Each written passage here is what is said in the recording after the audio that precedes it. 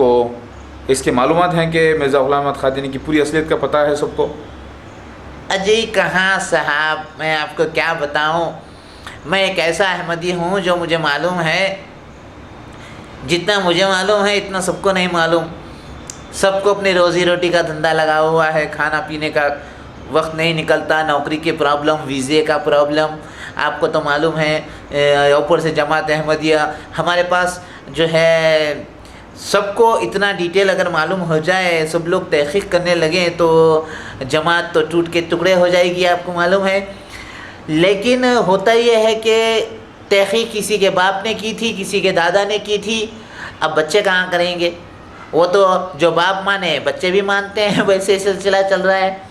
और आजकल इतना ज़ोर इस मज़हब पे किसी को नहीं देते ना, कोई भी अपनी जमात को इतना क्या मज़हब देंगे भाई, बस अहमदी है, बस है, देखो हम सच्चे काम करते हैं, अच्छे अच्छे काम करते हैं और चल रहा है, बस ऐसे ही चल रहा है। और ज़कात देते हैं, अब जमात में है तो अलग नमाज़ पढ़ते हैं, और जहाँ हम नमाज़ पढ़ते हैं वहाँ पर पूरे हमारे ही तारीफ़ करने वाले एक दूसरे से हमको मिलते हैं, तो हमको एनकरेजमेंट मिलता है एक दूसरे से, और हमारी ही बातें रात दिन हमारे जहनों में डाली जाती हैं। मिर्ज़ा मसरूर अहमद की तरफ से, मिर्ज़ा मसीह मऊद, मिर्ज़ा ग़ुलाम अहमद क़ादियानी की तरफ से, तो उनकी जमात की तरफ से, और रिश्ते आप है भी तो जमात अहमदिया में, और जाम नमाज जनाजा भी है तो जमात अहमदिया में, समझ रहे हैं ना आप। कोई अगर फंक्शन है तो जमात अहमदिया में, कोई अगर कंपटीशन है तो जमात अहमदिया में, आजकल तो स्पोर्ट्स भी जमात अहमदिया में चल रही है, तो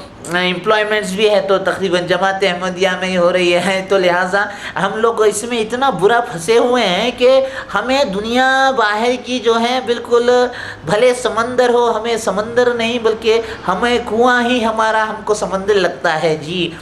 तो मकसद ये है कि हम लोग ये देखते हैं, और जो नए लोग आते हैं वो ये देखते हैं कि भाई जमात अहमदिया जो है बहुत ही अच्छी नेक है, love for all hatred for none, लिख के लगाया हमने। हाँ पक्का, वो तो अरे जिधर गए सलाम करते हैं हमको वो। तो ये बताइए कि love for all hatred for none की वजह से आप जहाँ जाते हैं आपको वेलकम किया जाता है, और जी जी जी वेलकम भी किया जाता है। आजकल लोगों को टेररिज्म से नफ़रत हो गई है, इसीलिए हम इमोशनली बातें भी करते हैं, लेकिन वो हम ऐसा अपने मज़हब को, हमारे मिर्ज़ा मसरूर अहमद साहब अल-खबीस, सॉरी अल-खबीस नहीं, इन्नी माँ का मसरूर, इन्नी माँ का मसरूर जी, इसकी माँ का मसरूर, हाँ, इन्नी माँ का मसरूर, इन्नी माँ का मसरूर। अच्छा, इसकी माँ का मसरूर, इसकी माँ का मसरूर, यही ना? अरे नहीं यार, भैरा है क्या? जमात अहमदिया पे ही सदका होते हैं तुम लोग, हाँ? तुमको कोई काम धंधा नहीं है? अरे शियाओं के पास जाओ ना, वो भी तो काफिर है, हाँ? अरे हम जमात अहमदिया के हमारे पीछे क्यों पड़ते हैं तुम लोग, हाँ? जाओ खोजों के पास जाओ, हाँ, भौरों के पास जाओ, दाऊदी भौरों के पास जाओ, आगा खानी के पास जाओ, हमारे ही पीछे पड़ते हैं। तुमको हमें मिले क्या पीछे पड़ने के लिए? तुमको तुम्हारे जमात गैर अहमदी लोगों को हैं, हमारे ही पीछे पड़ते हैं। हम क्या तुमको आगे तंग करते हैं? हाँ नहीं, बात यह है कि तुम लोग तंग नहीं करते, लेकिन इस्लाम में सबसे बदतरीन फितना तुम्हें मानते हैं आज के आलिम लोग, इसीलिए वो तुम्हारे पीछे पड़े हैं। मगर इतना बुरा फितना, क्योंकि देखो, रहा दाऊदी भौरा, रहा सुलेमानी, वो जो भी इस्माइली या खोजे, ये सब के सब शियाओं के टुकड़े हैं, समझ रहे हैं आप? तो ये मामला अलग है, लेकिन जो नया फितना उठा है और वो जड़ पकड़ा है, वो मिर्ज़ा ग़ुलाम अहमद क़ादियानी का बदतरीन फितना है। फितना मत बोलिए, इस्लाम बोलिए, समझ रहे हैं आप? किससे बात कर रहे हैं मालूम है आप? मैं हाफिज हूँ, हाफिज जी। हाफिज भी हैं आप? अच्छा जी। आप, मैं पीएचडी भी हूँ जी। पीएचडी भी हैं आप? पीएचडी के मतलब मालूम है आपको? जी हाँ मालूम है ना, पागल हौला दीवाना। क्या कहा बदतमीज, नवा खुले आप, पागल हौला दीवाना, खुद है पागल हौले दीवाने। मैं प्रोफेसर हूँ। कहाँ पे प्रोफेसर हैं आप? जी मैं यूनिवर्सिटी में प्रोफेसर हूँ, इतनी किताबें लिखा हूँ माशाल्लाह से, अच्छे अच्छे लोगों की छुट्टी कर दी है मैंने। गैर अहमदियों की आप किस खेत की मूली है? जी मैं किसी भी खेत की मूली नहीं हूँ, मैं एक इंसान हूँ। अरे कह के इंसान लगा रहे हैं, बात करने की तमीज़ नहीं है आपको। आपको हमारी पीएचडी का मतलब नहीं मालूम है? पीएचडी को आप पागल हौला दीवाना बोलते हैं? पागल हौला दीवाना ये आपके हैदराबाद में बोलते होंगे, हमारे पास नहीं बोलते ऐसा। हमारे पास पहले इज्जत देते हैं, बाद में इज्जत लेते हैं और बाद में ईमान खा लेते हैं। अच्छा ईमान खाते, तू खाता है ईमान? बेशरम नानाखुल ईमान खा लेता है। जी मैं नहीं, दुनिया बोलती है कि पहले आप इज्जत देते हैं, फिर खाना खिलाते हैं, फिर दोस्ती करते हैं, फिर अपनी बेटी देते हैं या फिर रिश्ता करते हैं या फिर बेटा देते हैं, बेटी लेते हैं, फिर ईमान खा लेते हैं लास्ट में, मतलब अहमदी बना लेते हैं। अरे हाँ भाई बनाते हैं, तो बुरी बात क्या है? बताओ बताओ। देखो इस्लाम की ही प्रचार कर रहे हैं ना हम लोग, कोई बुरी बात है क्या ये इस्लाम का प्रचार करना? हाँ कितने कितने कितने हर तर्जुमे में हमारे पास कुरान मौजूद है, जाकर देखो कौन सी ऐसे जगह कितने तर्जुमे मौजूद है बताओ।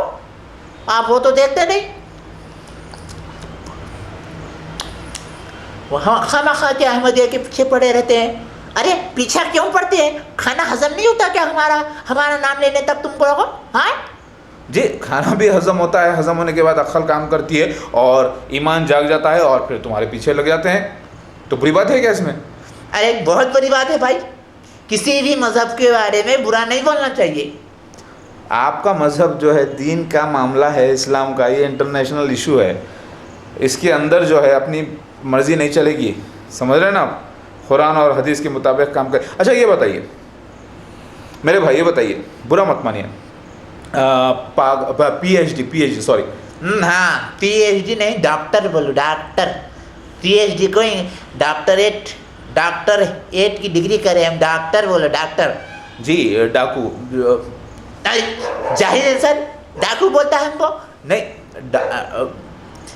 बेशर्म कहीं का डॉक्टर को डाकू बोलता है, पीएचडी को हौला दीवाना पागल बोलता है। हमारी बेइज्जती करने को इंटरव्यू में बुलाया क्या? कभी हमारे पास आ। जी आप ये ऐसे ऐसे क्यों कर रहे हैं? कुछ थोड़ा डाल लेके आए हैं क्या? टॉनिक वाइन की तरह शराब थोड़ी हो रही। खामोश हो बेशर्म, हम कभी शराब को सिगरेट को हाथ भी नहीं लगाते तुम्हारी तरफ। ऐसे अल्लाह गवाह है हम इस्लाम के बहुत ज़्यादा पाबंद हैं। अच्छा ये बताइए आपकी तरक्की का राज क्या है? आपकी जमात की अहमदिया की तरक्की के, जमात अहमदिया की यानी मसीह दज्जाल की तरक्की का राज क्या है? देखो मसीह दज्जाल मत बोलो, ठीक है, वरना मैं उठ के चले जाऊँगा। जी आपके इससे पहले जो आए थे वो भी उठ के जा रहे थे, आप भी उठ के जाने की बात कर रहे हैं, धमकियाँ आखिर क्यों देते हैं आप? देखो बात यह है कि हम लोग फैलाते हैं अमन, प्यार मोहब्बत सबसे, और सब लोग ये देखते हैं, ये कोई नहीं देखता भाई कि मिर्ज़ा साहब एक हिस्ट्री बन गए। मिर्ज़ा ग़ुलाम अहमद क़ादियानी साहब एक हिस्ट्री बन गए, वो 100 साल पुराना मामला हो गया, उनको कौन देखेगा? बस आते हैं नए लोग, ये देखते हैं कि टुडेस परफॉर्मेंस क्या है, आज की परफॉर्मेंस क्या है, वो सच्चाई बयान कर रहे हैं, वो सच्चा इस्लाम दे रहे हैं। इसमें इस्लाम में और गैर अहमदियों में फ़र्क क्या है बताओ मैं आपको। सबसे बड़ा फ़र्क है हमारा एक अपना खलीफा है।